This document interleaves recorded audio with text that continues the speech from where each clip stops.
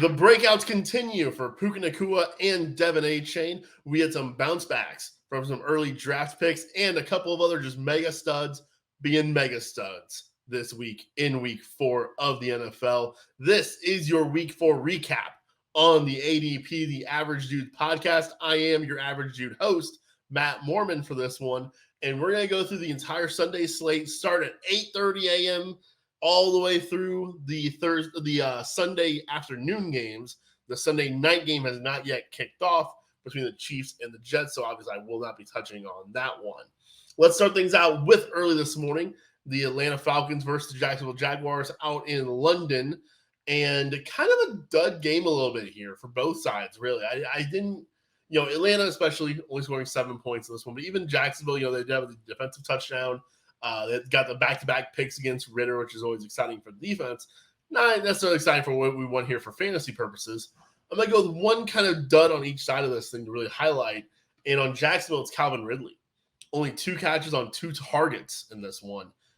And he hasn't really done much since week 1 and since the first half of week 1. I am at this point very concerned about Calvin Ridley. I've been kind of trying to buy low on him, and I would probably continue that. But I'm buying lower and lower, and I'm hoping to get something out of him maybe in the second half of the year at this point. But I'm definitely concerned.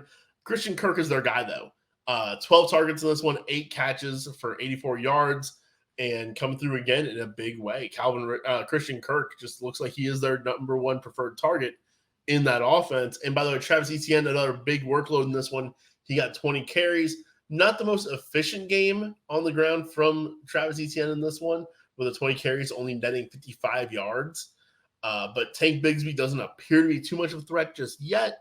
Maybe at some point in the season that turns. I think at this point, you're okay with not rostering Tank Bigsby as we get into these bye weeks. I would like to if I can, but if you're in a pickle, he is a guy you could drop because I just don't think that he's getting the workload to attack Travis Etienne just yet. But maybe later on in the year, that'll be proven wrong and go the other way. On the Atlanta side, it's time, guys. It's been 4 weeks, 4 disappointing, sad weeks. It's time to cut. It's time to cut Kyle Pitts. In all 10-team leagues, I don't see a way to hold on to him. In anything shallower than that, for sure. 12-team leagues, I just don't really see there being much reason to hold on to him in those either. Tight end's rough out there, so maybe there's just nobody to go pick up, but I don't know. At this point, I think you have to move on from Kyle Pitts if you can. You've sunk a month into it, and you've got nothing back for it. I think it's time. He got 4 targets in this one.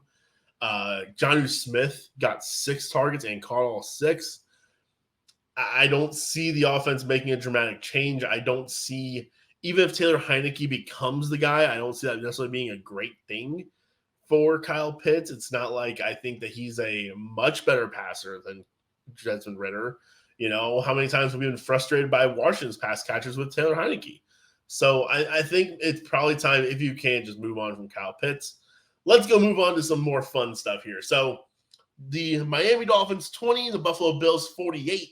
And in this one, Devin A-Chain, last week's big waiver wire pickup, comes through for you with 2 touchdowns on the ground, looking like the clear and obvious number 1 back in this offense over Raheem Mostert. He got only 8 carries, but 101 yards and 2 touchdowns. Mostert only getting 7 carries in this one for just 9 yards. So look, A-Chain looks awesome. He looks like the guy in this offense that you want at the running back position. I think you can still have Mostert be a flex option for you, even in RB2, but maybe it's hopeful you sold high last week on Mostert. Kind of a train wreck day overall for the Dolphins, though. Tua only throwing for 282 yards in this one. Just kind of a real struggle against the Bills in this one. The Bills really dominating this game. James Cook, kind of a rougher game on the ground for him compared to what we've been seeing, but he did get a goal line touchdown, which is great to see.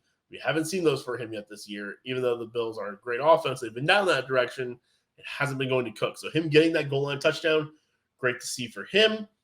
And the other thing, I was just kind of thinking about this, looking at this game and how big of a game Stephon Diggs had. 6 catches on 7 targets for 120 yards and 3 touchdowns. I think Stephon Diggs is the wide receiver 2 in fantasy. Tyreek Hill, I think, also makes a legit case for it. but I think it's those two behind Justin Jefferson. And I think at this point, I might be taking Diggs at number 2 if we were to redraft today. He's definitely moved beyond Jamar Chase ever since the Joe Burrow injury. He's definitely ahead of CeeDee Lamb for me at this point, rest of the season. So yeah, I mean, there's no real takeaways there because we all know Stephon Diggs is amazing and great. But yeah, I think he might be the wide receiver 2 overall. Just wanted to throw that out there. Next game, the Denver Broncos 31, the Chicago Bears 28. Somehow, the Chicago Bears find a way to lose this game and spoil a very nice performance out of Justin Fields. And that's my first big takeaway from this one is Justin Fields came through for you in this one. 4 passing touchdowns. He did have 1 interception. And he only ran the ball for 25 yards, not much on the ground, only 4 carries as well. So definitely sticking with that concerning thing that we've been seeing where he isn't taking off when the play breaks down. But against Denver, I guess you probably just don't have as many plays breaking down because they're terrible at defense. But Justin Fields came through for you, and DJ Moore came through for you, and that's great and amazing. And Cole Kmet, he came through for you with 2 touchdowns this week. Great game out of Cole Kmet. So go trade all your Chicago Bears is pretty much my point now, I think. If you can, I would definitely trade Justin Fields, assuming Justin Herbert's healthy, right? I would definitely make that swap. I do think I'd prefer Fields over Burrow at this point just because of the calf injury. And once again, Burrow was sluggish, and we'll get to that game in a little bit. But I think once again, Burrow's struggles mean I would keep Fields over him. But yeah, Justin Fields, I'm not buying it from a season-long standpoint. They do have a great matchup again next week that you can take advantage of. I am blanking on who that is at the moment. So let me flip this button here over to week 5 and see for you because I remember it was good. Oh, it's the Thursday night game against the Washington Football Commanders. Okay, so that'll be a good one again. And maybe you trade him off the back of pointing that game out to somebody and you miss out on a good game, but you got something better for him that way. I kind of think sometimes that's not a bad pitch to make because sometimes guys will look ahead at that upcoming game. And if they see that it's a bad matchup, they don't want to make that trade versus in this situation, you can look ahead and be like, look, they get Washington next. It's a great matchup for Justin Fields.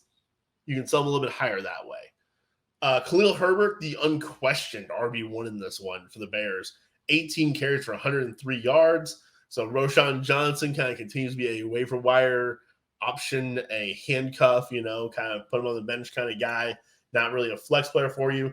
DJ Moore, 9 targets, 8 catches, 131 and a touchdown. Great game out of DJ. Another guy who I do think I'd be trying to sell off the back of this. I would not just settle for anything, though. Like, I am selling him high because I do believe in DJ Moore.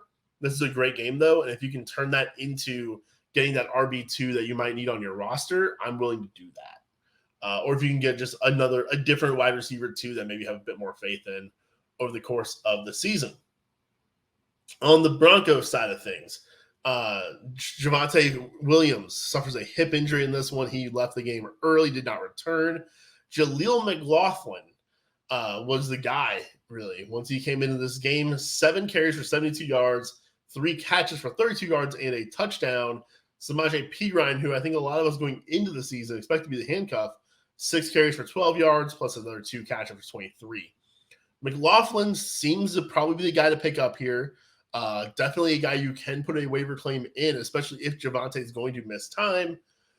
Even though we don't necessarily love the running back situation in Denver, that's not a very good team. They won't be in run-heavy pass scripts very often. And next week they play the Jets, who are pretty tough against running backs. It still is a situation, though, where every running back that gets lead running back workload is always going to be worth an ad. So McLaughlin is definitely a guy to go look for and pick up potentially onto your rosters. All right, next guy. Oh, one other thing I want to touch on with Denver was the target split, because it's really making me want to pull my hair out, where Marvin Mims catches a bomb once again. He only has 2 targets, one of them being a 48-yarder. He also caught a screen pass, got tackled immediately. 2 catches for 47 yards from Marvin Mims. Just give him the ball more. Give him more chances.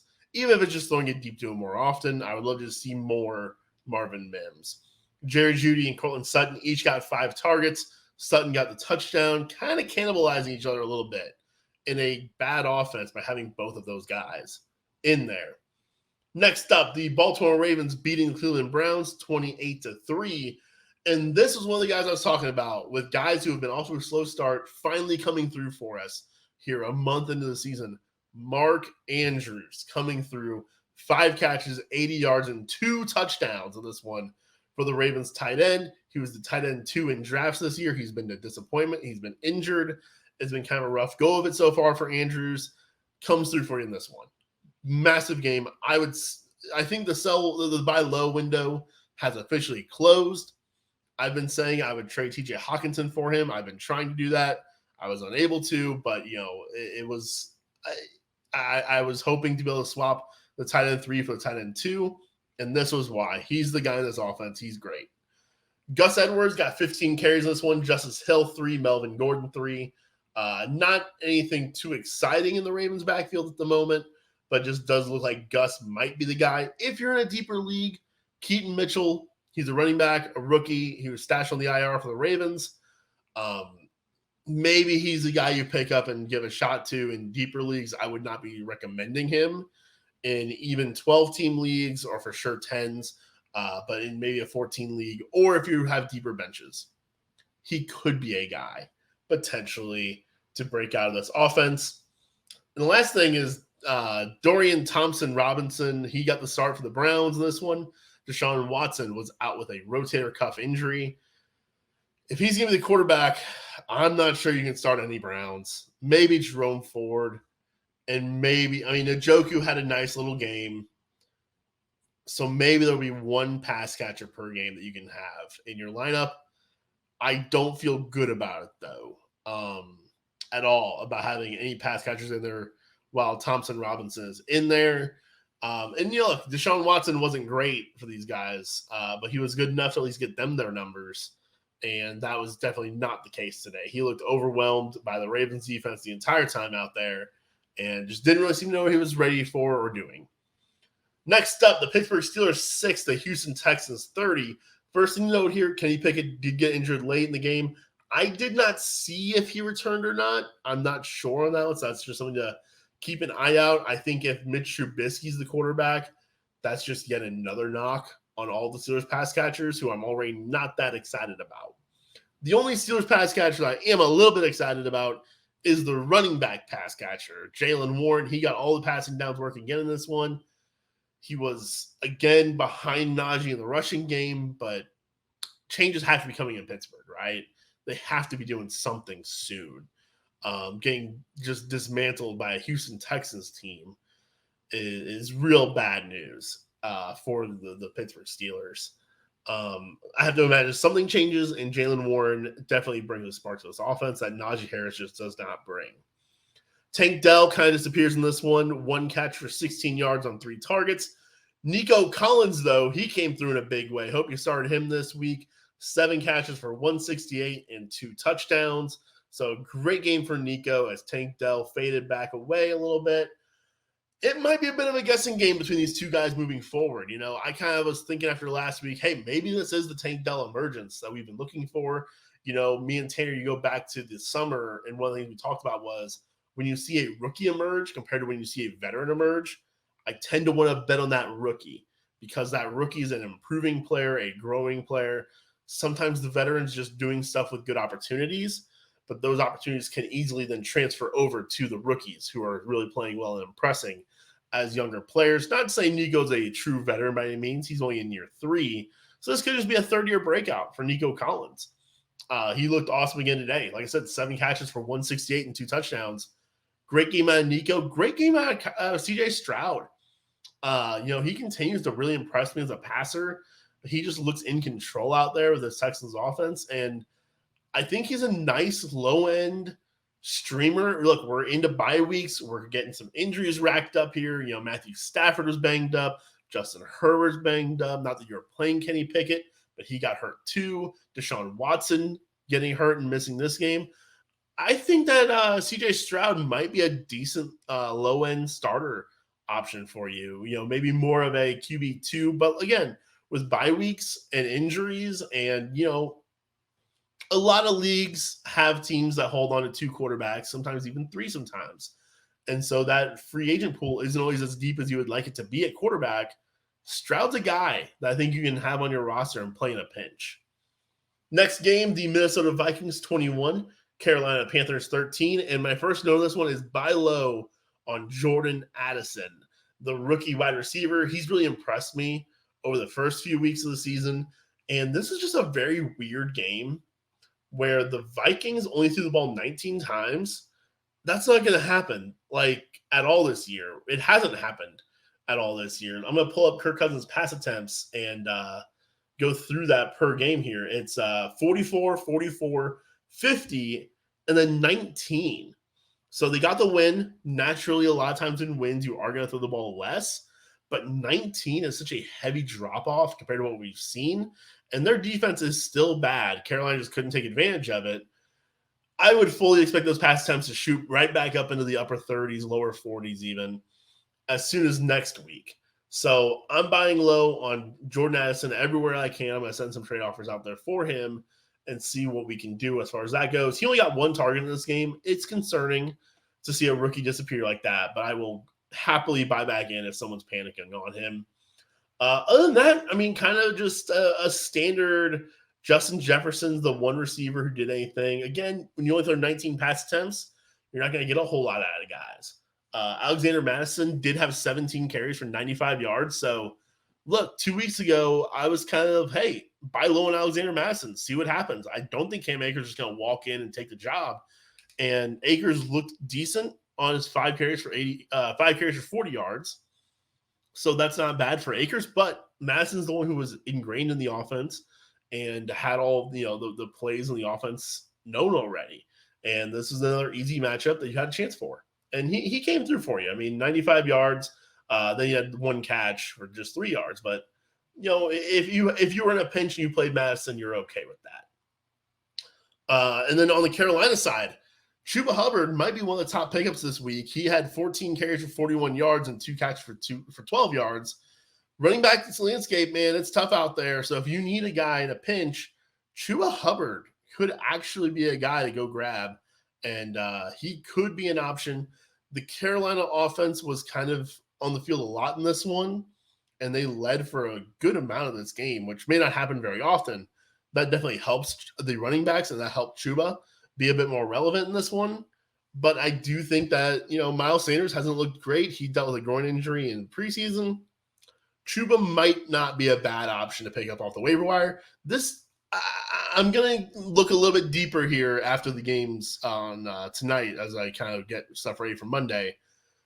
This doesn't feel like a great waiver wire week to me. There's not a guy like there's been the last few weeks with, an A-Chain or a Puka or a Kyron, Nico. We've kind of been spoiled. Tank Dell, his teammate too. We've been spoiled with some real great waiver wire options this year. I don't think that's the case this week. I don't have a whole lot of those for you at the moment. But let's move over to a game who does have one, that being the Tampa Bay Buccaneers 26 and New Orleans Saints 9. First takeaway from this one is Mike Evans left with an injury and kind of opened up an opportunity here for Trey Palmer as a guy who I think you might be able to go sneak a grab in on. And, he's a rookie receiver. I think he may be stepping into a bigger role kind of as the season goes on. And if Mike Evans' injury is anything serious, that could be a guy for you. For what it's worth, Devin Tompkins is the one who grabbed the touchdown. He is a second-year player at Utah State. I don't really know a whole lot about Devin Tompkins. When was he drafted? Do I have that right available? I don't. It's no big deal. We're not going to dig deeper into that. But he could also be a guy that maybe you have to grab if you're in kind of a pinch at wide receiver. I wouldn't recommend it, though. The guy I would recommend is Trey Palmer, just kind of potential option for you. He also did catch touchdown in this one. Baker Mayfield threw 3 touchdowns in this game, and none of them went to Chris Godwin, but Godwin came through for you. Another one of those guys like Mark Andrews, who's been off to a slow start, came through for you in a big way with this one. 8 catches on 11 targets for 114 yards. You'll love to see it out of Chris Godwin. I never questioned his talent. I just questioned his situation. What a player he is. And what a player Alvin Kamara, another guy you've gotten literally 0 out of so far this season. He comes through 13 catches for 33 yards in this one, and then 11 carries for 51 yards. If you're playing a PPR league, these are the kind of games that really grind my gears when you get 13 points on receptions that only went for 2.5 yards per reception. I don't think that's necessarily a good thing. And quite frankly, if I'm in PPR, I think I'm trying to sell this game for Alvin Kamara because the efficiency wasn't very good, but those 13 catches, they inflate that point total. So if you can try to sell Alvin Kamara after one big point total game in PPR, I absolutely would be looking to do that without hesitation. And I believe that's pretty much all I've got for the New Orleans side of things. Olave had a stinker. I don't care, though. He's Chris Olave. He's a superstar. If they're panicking, send him a trade offer. On to the next game, LA Rams 29, Indianapolis Colts 23, and Puka Nacua continues to break out. He's right back to form with a great game in this one. The player I want to point out a little bit here for this game is Ronnie Rivers, the backup running back to the LA Rams. He had 9 carries for 47 yards in this game. Kyren Williams with 25 carries for 103 and 2 touchdowns.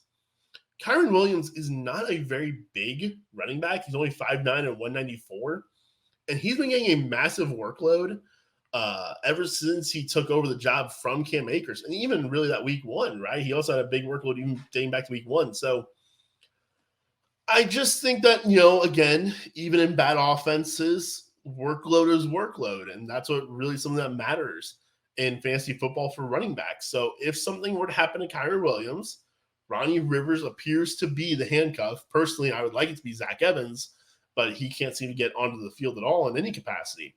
And Kyron's been awesome. He's got 5 rushing touchdowns in 4 games. So I just think Ronnie Rivers is a guy to make sure isn't on your waiver wire. But again, it's going to be really tough as we get through injuries and bye weeks now starting up. But just a name to maybe file away in the back of your mind. Speaking of injuries, Matthew Stafford gets a little bit banged up in this one as Cooper Kupp is not yet back. The Rams' injuries started to pile up a little bit on the offensive side of the ball. And I think it's just a good reminder here. Anthony Richardson, only 200 yards passing. He did throw 2 touchdowns, but that rushing keeps that floor real nice for you. He came through a very nice fantasy day despite not getting much going through the air. Michael Pittman, definitely a letdown in this one. All right, next game, the overtime victory for the Philadelphia Eagles, 34, Washington 31. And just another guy, maybe you have to add him if you're in a pickle this week. Just anytime this guy gets good usage, I feel like it's always worth noting. And that's Curtis Samuel. He had 7 catches for 51 yards and a rushing touchdown in this one. I don't think that it's an exciting pickup. I would not necessarily be recommending it on the waiver wire show, but it is just a very nice game out of this guy, and we've seen him have flashes of relevance in the past. Sam Howell, he comes through, and he is a guy I recommend picking up as you get into your bye weeks. For example, in one league where I have Justin Herbert, he's on bye next week. I picked up Sam Howell this past week to play him in week 5 during that bye week. In this one, on the Eagles side of things, the studs are studs. A.J. Brown was once again awesome and fantastic. So was Devontae Smith. But Dallas Goedert, kind of a stinker once again. And we're a month in. And if I'm telling you to drop Kyle Pitts, I'm not telling you to drop Dallas Goedert. But I'm very nervous about Dallas Goedert in this offense. Pretty much everything seems to be clicking except for him. Cincinnati 3, Tennessee 27. I think it's time to ask the question, do you stream quarterbacks if you drafted Joe Burrow? I think the answer might just be yes. I don't have all of next week's matchups right in front of me at the moment, but I talked about with a Sam Howell potentially, even Baker Mayfield in these nice matchups that Baker's been having, he's come through for you. CJ Stroud, he's come through for you. And Burrow is yet to come through for you in fantasy. So I think at this point we are 4 weeks in. Especially if you're kind of losing a little bit, or if you've got a bench spot to use, I think it may be time to start streaming and replacing Burrow in your lineup. I'm not dropping Joe Burrow, but I do think maybe it's time to get him out of your starting lineup if you at all can. Speaking of guys that are maybe going to be out of your lineup, T. Higgins did suffer an injury today. I did not see if he came back in either. I don't believe he did, though. I believe he was ruled out for the day. That does mean Tyler Boyd becomes a potential pickup. We've seen him thrive at times when either Chase or Higgins misses time. Derrick Henry, he quieted all those concerns, all the doomsday talk of Derrick Henry. That all went away today with a great 2-touchdown game. And Nick Westbrook-Akine continues to ruin the fun of everybody else. He had another nice game, but again, you can never trust this guy. He gets so few targets, and he just comes through with them, though, enough. But if you ever tried playing him, you're getting a 0, right? So he continues to just kind of get in the way of DeAndre Hopkins and Treylon Burks for you. All right, on to the late games. The Vegas Raiders drop to the Los Angeles Chargers 24-17. Josh Jacobs, though, he came through for you in this one with 17 carries for only 58 yards, but he got you a touchdown, plus 8 catches for 81 yards. Another guy. We drafted him early. He had the contract dispute. He had the holdout. Finally came through for you here in week 4. Him, Andrews, Godwin, 3 guys that was really encouraging to see what they did this week. They did have Aiden O'Connell at quarterback this week in place of Jimmy Garoppolo, so the offense didn't quite click as good as maybe you would hope it would have with Jimmy Garoppolo. On the Charger side of things got a little run heavy again in this one. Joshua Kelly, 17 carries for 65 yards. Justin Herbert, only 24 pass attempts and 167 yards in this game, so not a massive game in this very nice matchup for the Chargers. And Josh Palmer didn't come through great for you. 3 catches, 77 yards. Quentin Johnston, he didn't come through either. We talked about this on the waiver show. If you picked him up, you were going to have to be patient. I didn't think he was going to come through this week, even in a good matchup. I figured you pick him up, you hold him, you bench him this week, you hold him through his bye next week, and hopefully during that bye week, they really start to install him as that wide receiver 2 in this offense. And come week 6, Quentin Johnston can go on to be a league winner for you in fantasy football this season. On to the next game. Arizona 16, San Francisco 35. And this is another one, another guy who's kind of becoming a streaming option for you. Joshua Dobbs. No one saw this one coming, I think. And they just kind of talk about Kyler Murray missing a few more weeks now in Arizona. He's had 27, 19, and 27 fantasy points over his last 3 games. I think Joshua Dobbs is a streaming option. Like next week, let me see who they play, but is he a guy you start over Joe Burrow? Potentially. Let's see here. The Bengals, they play each other. Oh, man. What quarterback would you rather start between Joe Burrow and Joshua Dobbs when they play each other? I think the answer is Burrow. Like, let's not get too stupid here. The answer is still Burrow, right? Right? It has to be. But Dobbs is worth taking note of, though. And Dobbs is a guy who, again, in these bye weeks, especially a matchup against Cincinnati, I think you can get away with a 1-week start out of Joshua Dobbs and be okay with it. His rookie wide receiver, Michael Wilson, with a nice breakout game here, 7 catches for 76 yards and 2 touchdowns. Definitely exciting to see out of him. I kind of like Michael Wilson a little bit. He's a guy who I didn't come on to until very late in the draft process. Kind of into it, though. He had a very nice game in this one. And I think he could be a guy in the second half of this season, especially theoretically. I mean, NFL is hard to do trade speculation, but it makes sense from the trade Hollywood from this team. On the San Francisco side of things, Decoy Samuel, he had a rib injury, but he played through it and did not play very well at all. However, Christian McCaffrey is a megastar. Brandon Ayuk was great. George Kittle didn't have a rib injury, had 1 catch for 9 yards, man. Once again, George Kittle does not come through when everyone else does in this offense. It's becoming increasingly frustrating. Another guy, I would rather have him than Kyle Pitts. And I'd rather have him than Dallas Goedert, I think, at this point. But him and Goddard are definitely in the same boat. They're both very, very frustrating. But Kittle's kind of a guy I don't know what to tell you to do about it, because even in this matchup against Arizona, where you would think he'd be able to get in on the action, he doesn't. Multiple touchdowns, though, go to Christian McCaffrey. And that's going to eat up that production. They scored 35 points, and I think 4 touchdowns in total went to McCaffrey on it. Doesn't leave much for everybody else. Last game we're going to talk about here on this Sunday evening before I go in there to watch the Chiefs versus the Jets. The New England Patriots 3, the Dallas Cowboys 38. Another blowout. A lot of blowouts this week. A lot of just ugly football out there. All that talk All that talk about how Ezekiel Elliott was going to be the featured running back and he was going to be the guy of the offense. 6 carries for 16 yards. That sounds like featured back Zeke. And then Ramondre only 14 carries for only 30 yards, though. So we're just an ugly running game, an ugly offense. Mac Jones got benched. Like, it's a bad offense. It's an ugly offense. I don't know if there's anybody in this offense you can trust at all. Well, there's not anybody you can trust in this offense. You can play Ramondre with minimal confidence as RB2 at this point, but that's about it. On the Dallas side of things, Dak Prescott, once again, kind of quiet in a blowout. We've seen this time and time again, where when Dallas wins big, Dak's not really a part of it. You know, they kind of let the run game do their thing a little bit with it. And it's good for the team, but it kind of just stinks if you're a Dak Prescott manager. Once again, though, Jake Ferguson comes through for you as that tight end. 7 catches for 77 yards in this one for him. And Michael Gallup with a nice little game as well in this one, as I search for what that actual stat line was. And I just can't find it, guys. ESPN just doesn't want to cooperate with me. It's telling me the game hasn't even started yet.